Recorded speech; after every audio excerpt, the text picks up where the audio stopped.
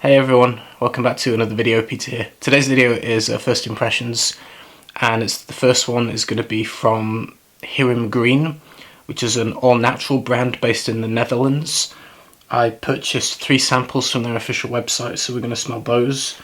I also got 2 samples of the latest Forte Manle, and I actually might go through a couple of others because I've got tons of samples at the moment. So kind of a mixed video, just a little bit of a first impression. So the first one is going to be Shangri-la from Hiram Green. So this is 100% natural, and the price for this is €144 for the 50ml. It's just less than £130, so I think it's reasonably priced. It's good pricing. This is very floral off the top. It's like I get a lot of jasmine. I do have the notes up in front of me on the official website here though. The description reads, with a sharp burst of citrus followed by a rich bouquet of peach, jasmine, rose, iris and spices, all anchored with earthy base of vetiver and oak moss. Actually, from the first impression, I didn't get too much of the citrus personally, but there is a freshness to it, so I guess that's playing the part with the citrus, but it doesn't come off smelling of lemon or orange or bergamot. I don't think that screams at you. The initial first impression was floral, like a beautiful floral, but definitely leaning more around the jasmine, more so than the rose. It has a soft texture to it.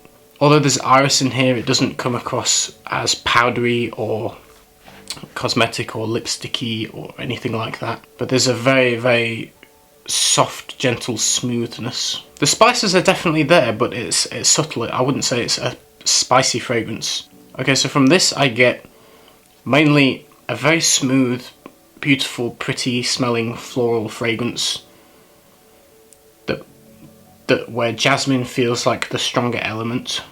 There's a very soft, subtle, smooth sweetness. I guess that could be the peach. Peach in itself doesn't jump out at me as smelling peachy, but there is this underlining kind of soft, subtle sweetness there that kind of mixes with the jasmine note, and it's very kind of creamy and soft and smooth. Although it's unisex, I would think it was probably better on a woman. I think a woman would smell better with that, and maybe some men might find it feminine because of the floral and the sweet kind of nature of that. So we'll move on to the next one, which is called Moon Bloom. You see the colour of the juice is nice, rich yellow-orange colour. So reading the notes for this is tuberose, jasmine and ylang ylang. There's also coconut, leafy greens, hints of tropical spices and resins. Well, you definitely get the tuberose. This again is a thick white floral. I think you do get a really very subtle note of coconut, but it's very, very subtle. This one definitely comes across a lot more feminine, and you definitely have to enjoy tuberose. Tuberose is definitely the main floral that I'm smelling the most out of everything. But there is a bit of an unusual element to it, and you do definitely get a hint of that kind of coconutty vibe, but it's way in the background. It's not a strong note, and if that wasn't listed, I'm not sure you would jump to the conclusion of it being coconut. But there is just something a little more tropical, kind of borderline suntan lotion vibe about it. The spices in this one, again, like the last, are very tame, very, very subtle. It's not a spicy fragrance. It's interesting. I mean, I have smelled a lot of tuberose heavy fragrances. I'm not sure that there's so many to pick from when it comes to tuberose. I'm not sure that one would jump out among the others, but if you smelled this one first and you like tuberose, that you would enjoy that would be a hit for you. So I would say check that one out if you enjoyed the note of tuberose. For me, it's not my personal taste, that one, but it feels more feminine in my opinion, just for my taste. The next one's Slow Dive. So the notes for this one read neroli, orange flower, tobacco blossom and beeswax, with hints of dried fruit, creamy tuberose, and a delicate base of honeyed resins that gives Slow Dive its soft and exotic touch. You get a really strong honeyed tobacco You definitely get vibes of the beeswax. I actually bought a couple of months ago, I actually bought honeycomb, actual blocks of honeycomb, and you just kind of chew the honeycomb and eat the honey from it, and then you kind of discard the wax. And it reminds me of opening the pack of the honeycomb, because I got like wild heather bee honey, like it's produced locally, where the bees feed on the heather here in the moors. And that beeswax is very floral smelling because of the heather that they eat on. And this reminds me straight away of that smell of the beeswax and the honey and the floral. Wow, that's a trip. But it's mixed with this tobacco note. It works really well. If you're a fan of something like By Killian Back to Black, then you would probably love this one as well. That rich honeyed tobacco. This will be definitely one to test out on skin and see how it develops and what other notes come out. From paper, I'm smelling really rich honeyed tobacco and honeycomb. It smells really good. Personally, I'm not the biggest fan of tobacco in general, so it might not be one that I would wear personally, but I would definitely recommend this one to any lover of tobacco. If you like tobacco and honey, definitely check this one out. You'll definitely be impressed. It's strong as well, it smells very strong. We'll go back and quickly sniff Moon Bloom. Oh, my first impression of this was that I got tuberose really strong. I actually smell a lot of the jasmine now. It's like the tuberose was the top note and then it switches to jasmine. You definitely can smell both the jasmine and the tuberose there. And the first one, was Shangri-la. That softened quite a lot on the test strip. It's quite faint now, but it's probably because my nose is blasted with that very strong tobacco and honey. The texture on this one reminds me of a very clean, soft, smooth rubber. It's interesting. The floralness is still there, but it has this kind of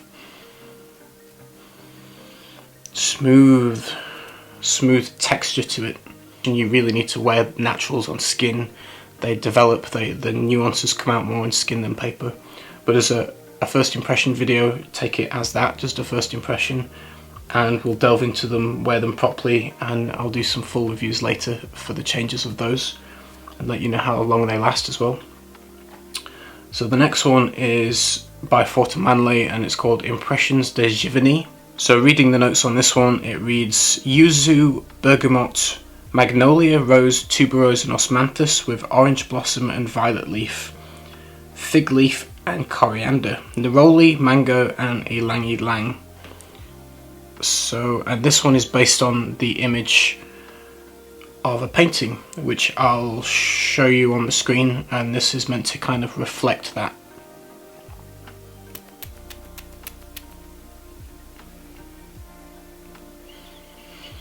You know, there's something about Manle fragrances that really stump me for describing them. I've got the same problem with Fateh Sultan Mehmed, I can't describe what I'm smelling. It feels very light and a little bit ethereal. There's an obvious, it's a floral perfume, it's a light, watery kind of floral. Don't know if I'm smelling cashmeran. Maybe that's my imagination, but it's a light, ethereal, watery kind of soft, delicate floral. It feels like there's a muskiness to it that reminds me of cashmeran, but I don't, from the paper, from the first impression, you don't really get the jumping notes of yuzu or bergamot, and it's really hard to distinguish the florals. This has magnolia, rose, tuberose, orange blossom, osmanthus and violet leaf, and neroli and ylang ylang. This is blended really well so that it's super hard to pick anything out. This is, I think, done in a way that it's created a floral accord rather than smelling these individual florals. It's more like an accord of something unique that smells different to the individual notes listed. But it's you would need to be more of a fan of light soft floral kind of fragrances to like this one. It is quite different from the rest of the line in that way. I don't pick out the mango or the fruitiness. One of the florals I can detect just a little bit of is neroli. It has that neroli oil is very clean and reminds me a little bit of like a soapy kind of vibe. And this just has a hint of neroli, where you just get that clean floral, ever so slightly soapiness that the neroli oil brings. But it's blended so well with the other florals. I mean, it's an accord of floral that is very hard to describe and dissect and pick out for notes for you to describe. This is definitely a fragrance you have to experience yourself. You're not going to get a good impression from anyone reviewing this one, I don't think, other than it being a light, kind of airy, soft floral. Although it's floral, I think it's unisex. I don't see any problem with a man wearing it. It is quite soft from the strip though. To be fair, this one is like nuclear, this tobacco and honey one, so I think maybe that's overloaded my senses a bit, so this one probably feels softer in comparison. And the next one is Suleiman the Magnifique, also by Manle. So this one got quite a bit of praise when it came out. I've read some really good reviews on this saying it's really, really good. So the notes on this one reads florals, incense, spice and resin, with notes of galbanum, amber, musk, benzoin, patchouli, vetiver, West Indian sandalwood, oud Mustafa No. 6, rose, tuberose, vanilla, ambergris, cinnamon. This reminds me of the same kind of complexity as Fateh Sultan Mehmed, where it's super hard to pick out really notes and to describe it. This has a similar kind of feeling. You definitely get a subtle spice, but I don't think the cinnamon is jumping out like crazy. It's not a cinnamon bomb. It's subtle, but you get the sweetness from it and you get the warmth. I feel like what's jumping out at me at the moment is musk and ambergris with a hint of cinnamon. I'm not sure about the oud in here, whether I'm actually smelling it or not, because I know how complex and individual oud oils are, and I've never smelled oud Mustafa No. 6. It doesn't jump out to me as smelling strongly of oud though, so I think it's more of a subtle element and maybe comes out more in the base. But I think you do get the spiciness, you do get the ambergris and muskiness, and ever so slight kind of incensey vibe.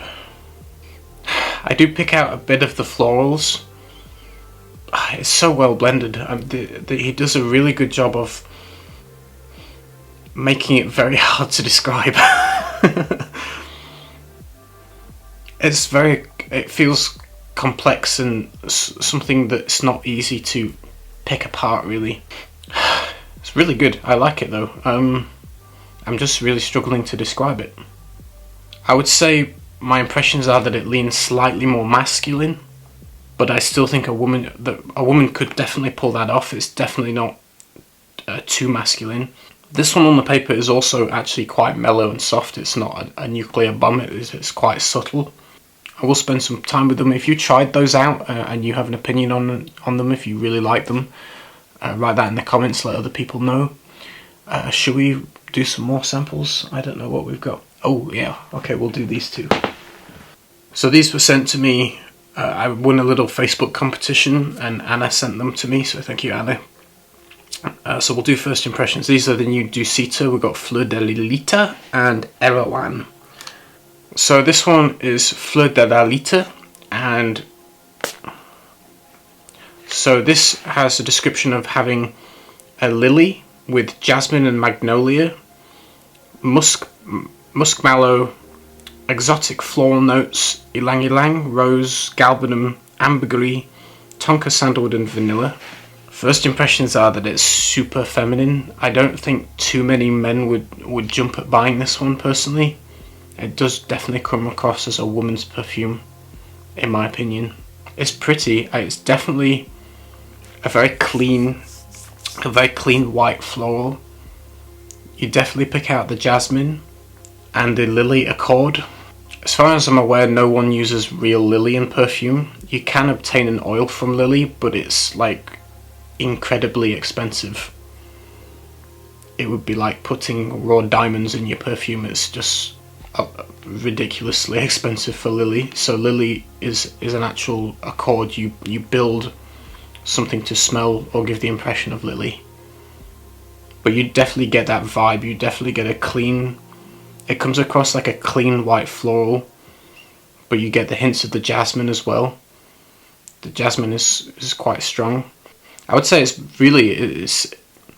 I don't get too much else other than the kind of the very clean floral of the lily accord and the smooth jasmine. Personally, I don't smell any magnolia. Magnolia is very unique and specific smelling, and I don't get a lot of that. To me, it's more the lily vibe and the jasmine.